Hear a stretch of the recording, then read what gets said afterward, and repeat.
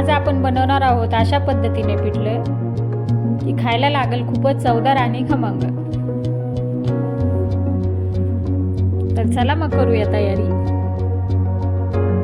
त्यासाठी घेतले इथे बेसन पीठ, कापलेलं टोमॅटो, कांदा, जिरे लसूण पेस्ट, कोथिंबीर, लाल तिखट, मीठ आणि हळद। तर आता बेसन पिठामध्ये मीठ आणि हळद घालून पाणी घालून कालून घेऊया।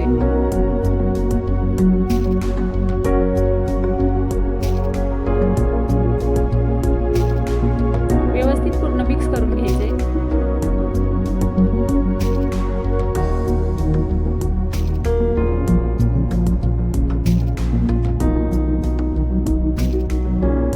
आता पॅन गरम झालाय, त्यामध्ये टाकू तेल। तेलात टाकू मोहरी। मोहरी तडतडली की त्यामध्ये घालणार कांदा। कांद्याला सोनेरी रंग येईपर्यंत परतून घेऊ। आता घालू टोमॅटो। टोमॅटो सुद्धा मऊसूद होईपर्यंत परतून घेऊ।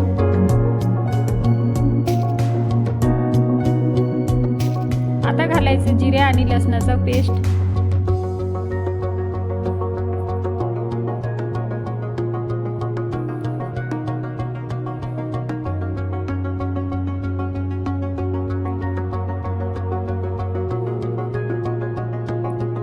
आता घालूया लाल तिखट आणि थोडंसं पाणी।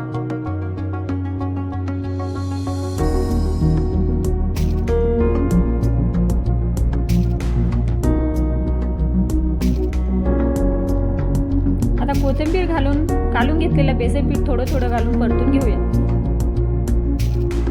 त्यामुळे पिठल्यात गाठी होत नाही आणि खायला चव वेगळीच लागते।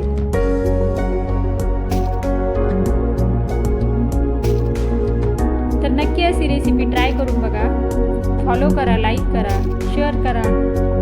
धन्यवाद।